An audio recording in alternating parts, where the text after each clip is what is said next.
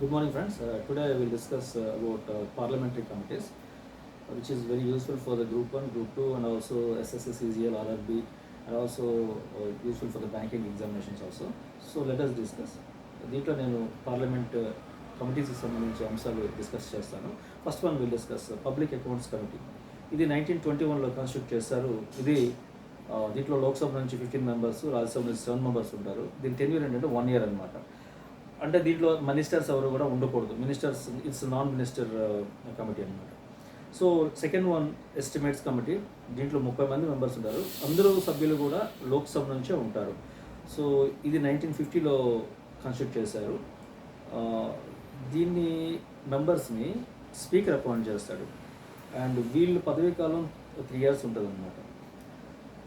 And దీంట్లో కూడా ministers eligible కాదు. And committee on public undertakings ఇది 1964లో కృష్ణమేనన్ కమిటీ సూచనల మేరకు ఏర్పాటు చేశారు. దీంట్లో 22+7 మెంబర్స్ ఉంటారు. అంటే పబ్లిక్ అండర్టేకింగ్స్ ఉన్నాయి కదా, దానికి సంబంధించిన డిస్ఇన్వెస్ట్మెంట్ గురించి కానీ లేకపోతే దానికి సంబంధించిన అంశాలన్నీ కూడా దీంట్లో డిస్కస్ చేస్తారు. ఇంకా జనరల్ కమిటీస్ ఉన్నాయి ఇవి కాకుండా. దాంట్లో ఫస్ట్ బిజినెస్ అడ్వైజరీ కమిటీ. ఇది సభా వ్యవహారాల సలహా కమిటీ అనమాట. ఈ బిజినెస్ అడ్వైజరీ కమిటీలో లోక్సభ నుంచి 15 మంది, రాజ్యసభ నుంచి 11 మంది సభ్యులు ఉంటారు. సో వీళ్ళంతా appointed by their respective heads of the Lok Sabha and Rajya Sabha. And దీంట్లో చెప్పాను కదా 15+11, లోక్సభ నుంచి 15 మంది, రాజ్యసభ నుంచి 11 మంది ఉంటారు. అండ్ కమిటీ ఆన్ పిటిషన్స్ అంటే విజ్ఞాపన కమిటీ అనమాట. దీంట్లో లోక్సభ నుంచి 15 మంది, రాజ్యసభ నుంచి 10 మంది సభ్యులు ఉంటారు. And chairmans appointed by respective heads of the houses. ఇది ఎందుకంటే ఏదైతే మనకి సూచనలు చేయడం, అవి విజ్ఞాపన చేయడం దాని పని. అందుకనే దీన్ని సూచనలు చేస్తుంది కాబట్టి దీన్ని అబెండ్స్మెన్ అని కూడా అంటారు. Once again I repeat, committee on పిటిషన్స్ని అబుడ్స్మెన్ అని కూడా మనం పిలుస్తాం. అంటే నిఘా కమిటీ అనమాట ఇది. ఇది కాకుండా committee on privileges of members. Committee on privileges of members అంటే సభ హక్కుల కమిటీ అనమాట. ఇందులో వేరువేరుగా రాజ్యసభకి, లోక్సభకి ఉంటాయి కమిటీస్ ఉంటాయి. లోక్సభలో 15 మంది ఉంటారు, రాజ్యసభలో 10 మంది ఉంటారు అన్నమాట.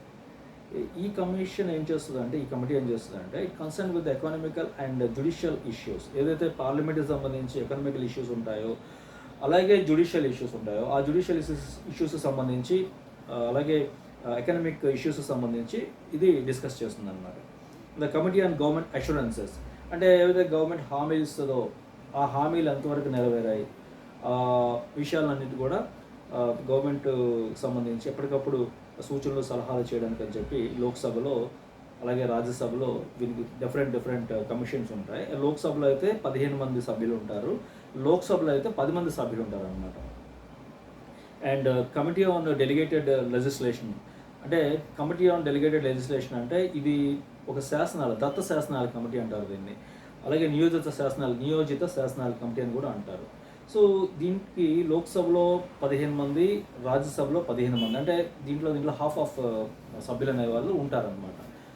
ఇవన్నీ కాకుండా మనకి ఎస్టీఎస్టీస్ కమిషన్స్ కాకుండా ఎస్టీఎస్టీస్కి ఒక కమిటీ ఉంటుంది. అంటే సపరేట్గా కమిషన్స్ వేరు, కమిటీ వేరు. ఈ కమిటీ ఏంటంటే జాయింట్ కమిటీ అనమాట. ఈ జాయింట్ కమిటీలో లోక్సభ నుంచి 20 మంది, రాజ్యసభ నుంచి 10 మంది, మొత్తం టోటల్గా 30 మెంబర్స్ ఉంటారు. ఇదేం చేస్తుందంటే it's monitors the constitutional safeguards to the ఎస్సీస్ and STs and also the schemes and other things, implementation of the schemes and mechanism, that is welfare mechanism. ఇవన్నీ కూడా ఈ కమిటీ చూస్తుందన్నమాట. And private member bills committee. ఈ private member bill అంటే మీకు తెలుసు, ఎవరైతే మినిస్టర్స్ కాకుండా ప్రైవేట్ బిల్ ప్రవేశపెడతారో ఆ బిల్స్ మానిటర్ చేయడానికి అని చెప్పి. ఇది ఓన్లీ లోక్సభకు సంబంధించి, దీంట్లో రాజ్యసభకు సంబంధించి ఎవరు ఉండరు. ఓన్లీ లోక్సభ నుంచి 15 మెంబర్స్ ఉంటారు. దీంట్లో డిప్యూటీ స్పీకర్గా కూడా ఒక మెంబర్గా ఉంటాడు అనమాట. ఓకే. And rules committee. ఈ రూల్స్ కమిటీ అనేది లోక్సభ, రాజ్యసభకి డిఫరెంట్గా ఉంటుందన్నమాట. లోక్సభలో 15 మంది, రాజ్యసభలో 16 మంది ఉంటారు. ఇది కొంచెం డిఫరెంట్, ఈ నెంబర్ గుర్తుపెట్టుకోండి. సో 31 మెంబర్స్ ఉంటారు టోటల్గా. అలాగే జనరల్ పర్పస్ కమిటీస్లో మనకి లోక్సభ, రాజ్యసభ నుంచి ఉంటారు. దీంట్లో ఈ స్థాయి సంఘాల చైర్మన్స్ మెంబర్గా ఉంటారు. General purpose committee. ఇదేం చేస్తుందంటే పార్లమెంటరీ కమిటీలు ఏవైతే మనం కాన్స్టిట్యూట్ చేస్తామో ఈ కాన్స్టిట్యూషన్ కమిటీస్లోకి రాని అంశాలు ఏవైతే ఉంటాయో అటువంటి అంశాలపైనే ఇది చర్చిస్తుంది అనమాట. అది మిగిలిన విషయాల మీద చర్చించడానికి ఈ జనరల్ పర్పస్ కమిటీ అనేది ఇటు లోక్సభకి రాజ్యసభకి కూడా డిఫరెంట్గా ఉంటాయి. And ethics committee very very important committee ఇది. ఎందుకంటే every parliament member should have the ethics. It has to maintain some ethics and also you have to follow some guidelines, behavioral guidelines. ఈ behavioural guidelines అనేది అంటే ప్రవర్తన రీతుల్ని monitor చేయడానికి ఎవరెవరు ఏ విధంగా ప్రవర్తిస్తున్నారు, ఇటువంటి అంశాలు పరిగణలోకి తీసుకోవాలనే విషయాలన్నీ కూడా ఈ కమిటీ మానిటర్ చేస్తుంది అనమాట. దీంట్లో లోక్సభలో కంటే రాజ్యసభలోనే దీన్ని ఫస్ట్ కాన్స్టిట్యూట్ చేశారు. 1997లో రాజ్యసభలో దీన్ని కాన్స్టిట్యూట్ చేస్తే లోక్సభలో 2000 ఇయర్లో అంటే దాంట్లో 3 years తర్వాత కాన్స్టిట్యూట్ చేశారనమాట. So this is about ethics committee. Ethics committee తర్వాత మనకి కమిటీ ఆన్ విమెన్ ఎంపవర్మెంట్ అంటే మహిళా సాధికారకు సంబంధించి ఇది 1997లో ఈ కమిటీని తీసుకురావడం జరిగింది. దీంట్లో ఇది ఒక జాయింట్ కమిటీ అనమాట. దీంట్లో లోక్సభ నుంచి 20 మంది, రాజ్యసభ నుంచి 10 మంది సభ్యులు అనేవాళ్ళు ఈ కమిటీలో మెంబర్స్గా ఉంటారు. ఇదేంటంటే విమెన్ ఎంపవర్మెంట్ అంటే మీకు తెలిసిందే, ఇప్పుడు లోక్సభ సీట్లు అనేవి పెంచుతారు, అది 2026లో జరుగుతుంది, పునర్వ్యవస్థీకరణ జరుగుతుంది, ఈ అంశాలు.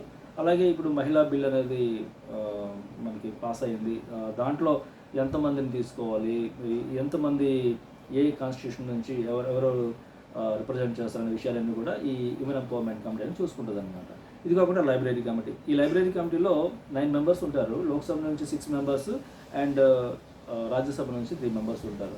అంటే పాలసీ మేకింగ్ సంబంధించి ఇటు లోక్సభలో కానీ రాజ్యసభలో కానీ ఎంతవరకు పాస్ అయినటువంటి బుక్స్ ఏవైతే ఉంటాయో ఆ బుక్స్ని ఒక లైబ్రరీగా మెయింటైన్ చేసి దాంట్లో ఒక రికార్డుగా ఉంచుతారనమాట. దానిని మెయింటైన్ చేయడానికి ఈ లైబ్రరీ కమిటీ అని ఉంటుంది అనమాట.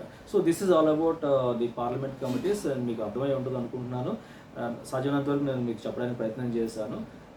And once again these issues are very very important for the groups 1 and 2 examination, and also for the RRB banking examination, SSC CGL examination. So I hope you understand this and I మీకు use అవుతుంది అనుకుంటున్నాను. Thank you. జై హింద్.